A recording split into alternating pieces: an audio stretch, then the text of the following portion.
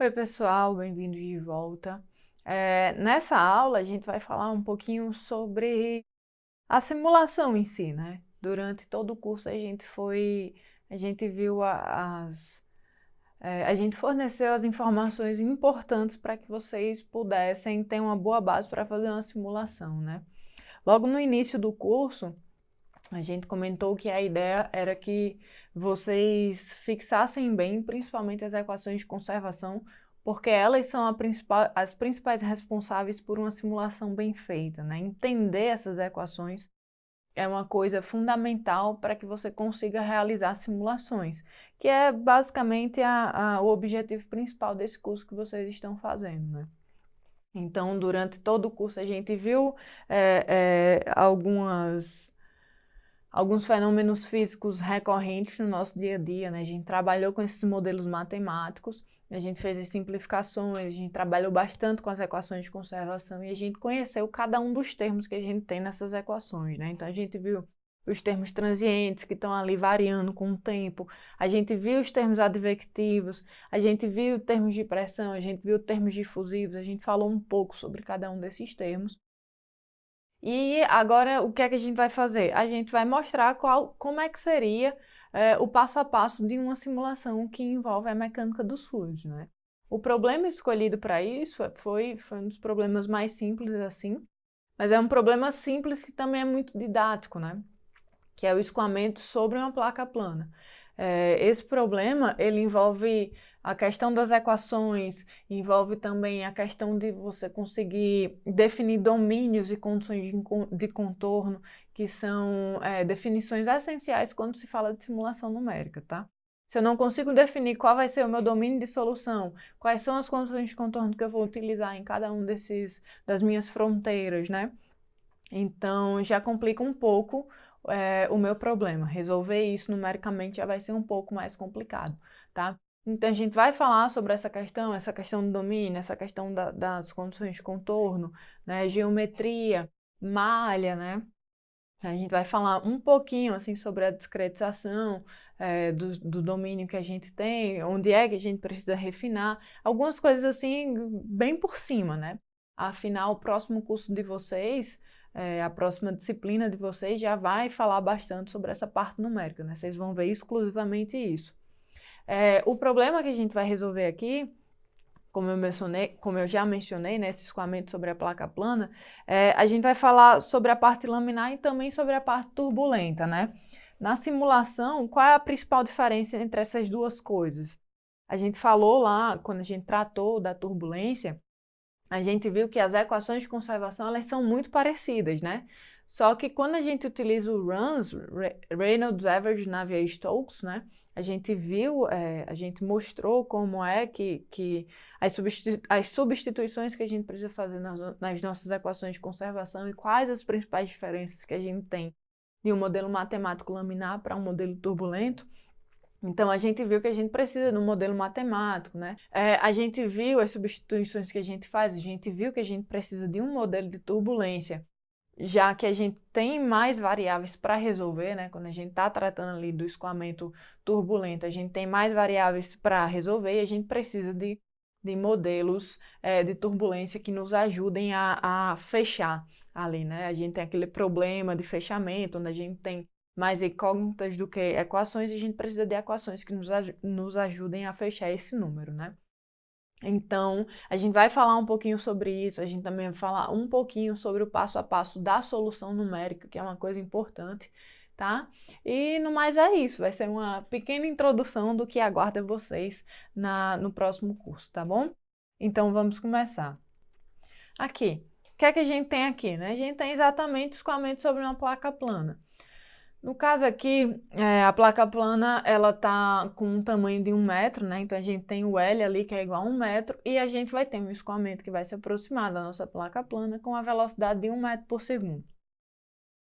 Aqui, eu chamei essa velocidade de 1 metro por segundo, o tamanho da placa tem 1 metro. Vocês vão ver que a gente vai tratar também de um Reynolds 10.000, ou seja, a gente vai trabalhar basicamente com um problema laminar, né? Isso é só uma ideia, assim, são inputs que você dá para o seu problema quando você vai simular.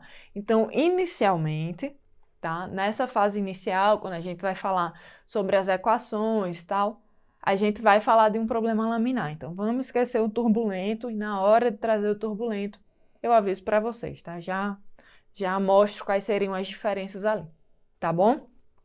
Então, aqui a gente tem esse probleminha, uma placa plana de comprimento igual a 1 metro e a gente tem um escoamento que vai passar por essa placa plana que tem uma velocidade de 1 metro por segundo. Além disso, a gente vai trabalhar com Reynolds 10.000, ou seja, um Reynolds laminar, tá? Então, a gente tem um problema laminar aqui, tranquilo. Ali na placa, a gente tem o que a gente chama no slip condition, né? Condição de não escorregamento. O que é isso? A gente está simplesmente falando que ali, como a gente já viu, a gente tem essa placa plana e a gente tem um fluido que vai estar ali, passando por essa placa plana, né? Rente a essa placa plana.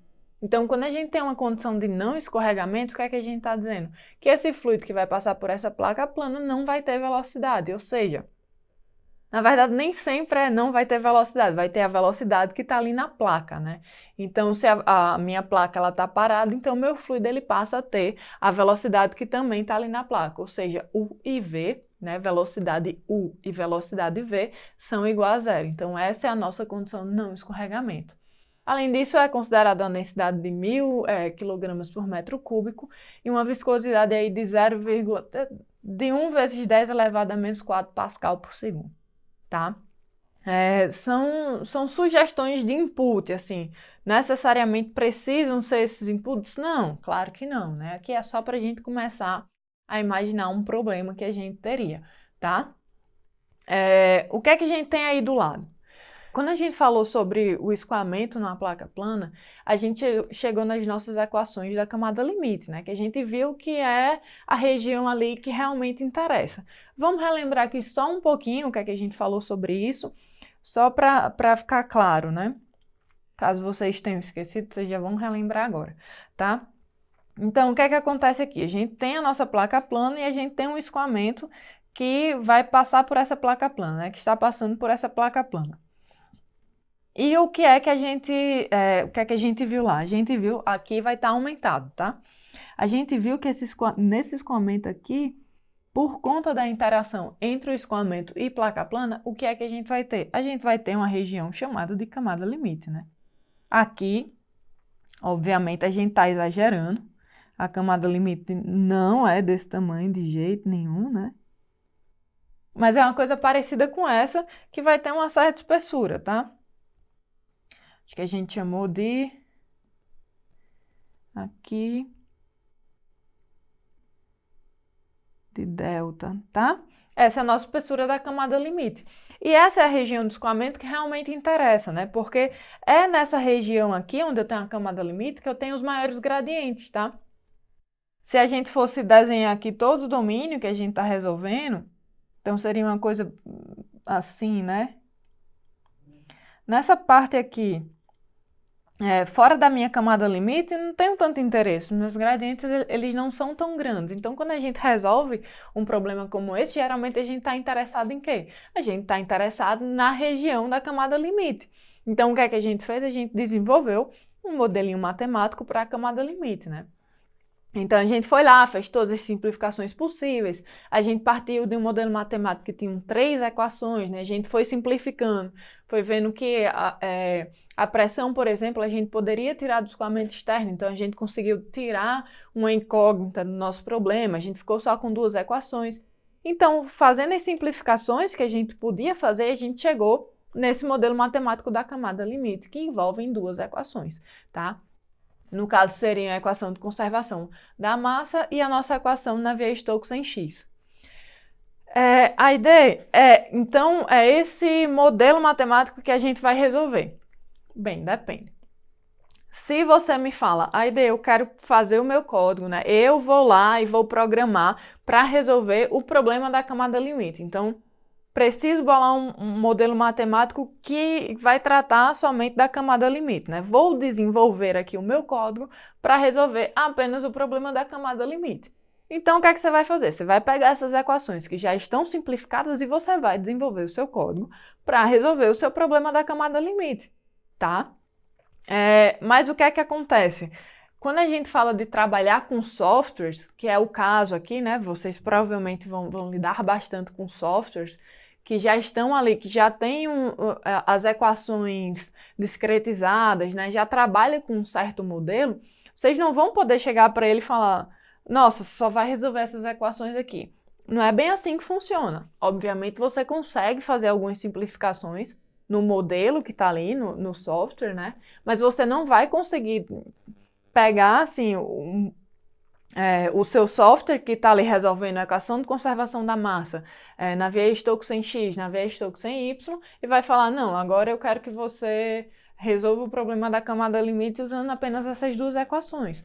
Não é assim que funciona um software, né? O software ele precisa ter um modelo matemático mais geral para conseguir resolver uma gama maior de problemas.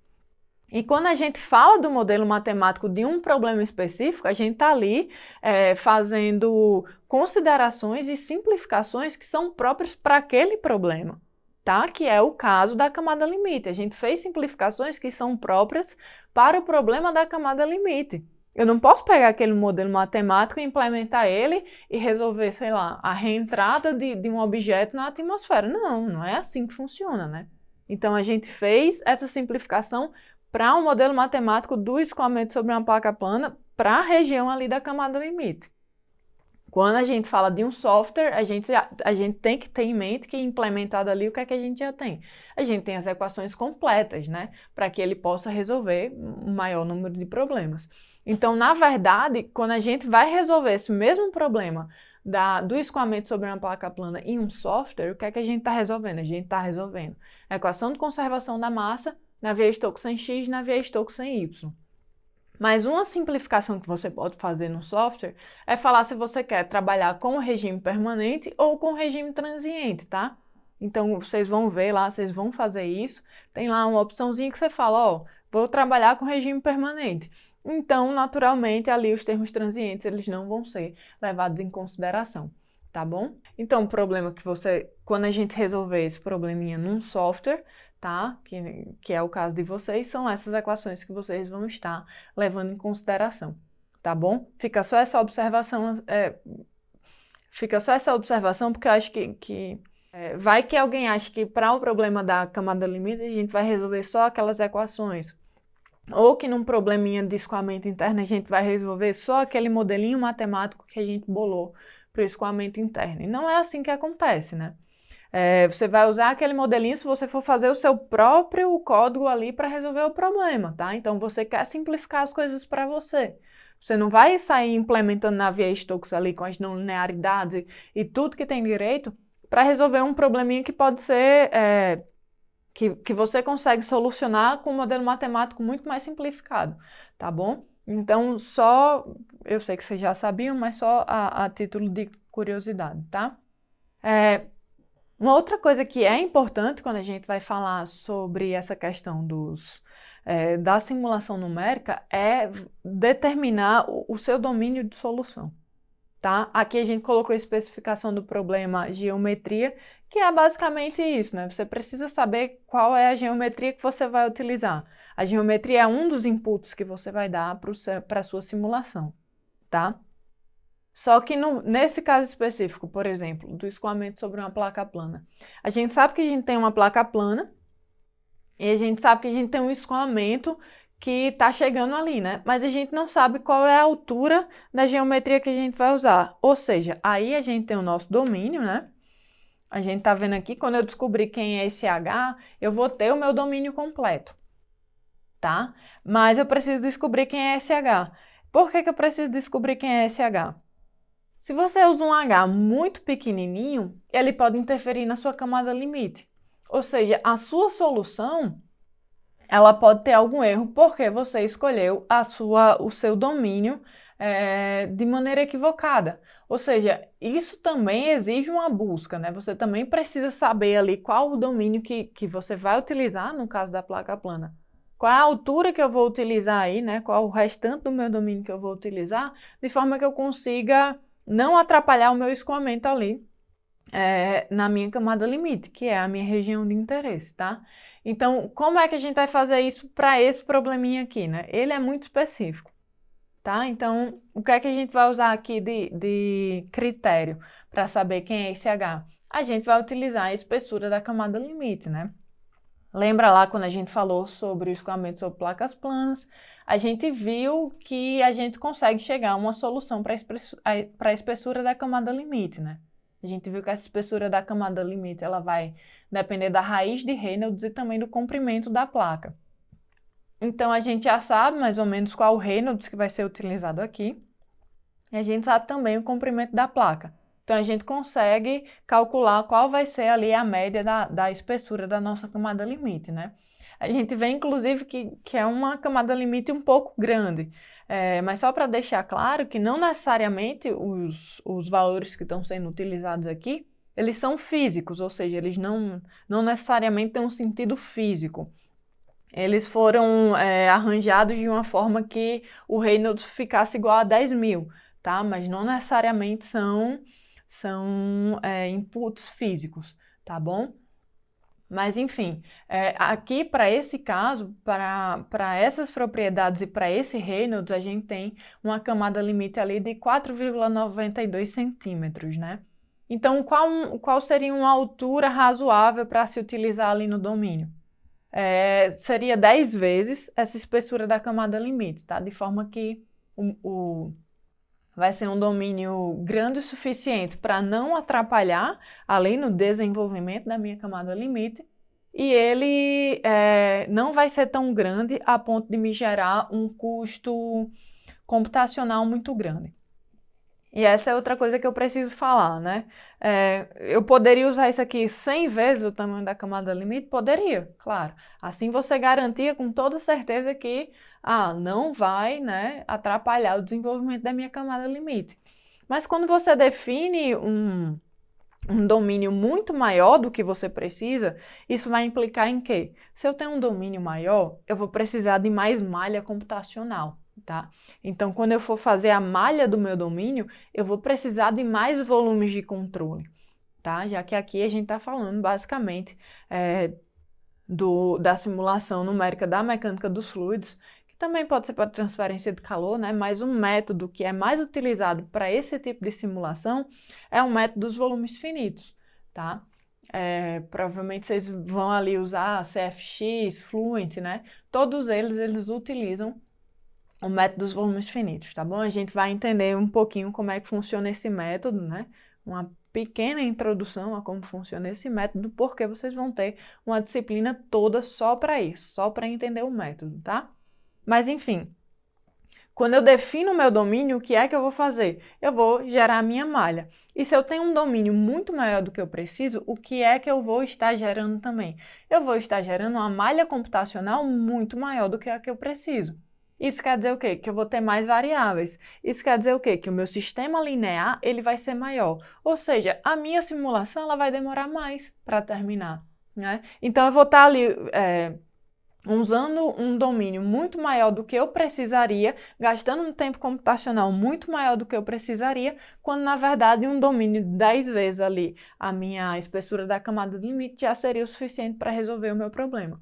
Tá? Então, a definição de domínio é uma coisa que ela exige esse balanço, tá? Que é o balanço de saber assim, tá? Esse domínio aqui é bom o suficiente para me dar uma boa solução e ele é bom o suficiente a ponto de não me cobrar um custo computacional muito grande. Tá bom? Então, sempre que a gente vai fazer a definição desse domínio, é bom ter essas duas coisas em mente. Porque também não adianta você criar um domínio gigante, fazer uma simulação que demora horrores para terminar, né? Que vai lhe dar o mesmo resultado de uma simulação que seria muito mais simples e cobraria um custo computacional muito menor, tá bom? Depois que a gente define o nosso domínio e, consequentemente, a nossa geometria, a gente precisa falar sobre a nossa malha computacional e também sobre as condições de contorno, tá? Mas isso vai levar um pouquinho de tempo, então eu vou deixar para falar com vocês sobre isso na próxima aula. Aguardo vocês lá.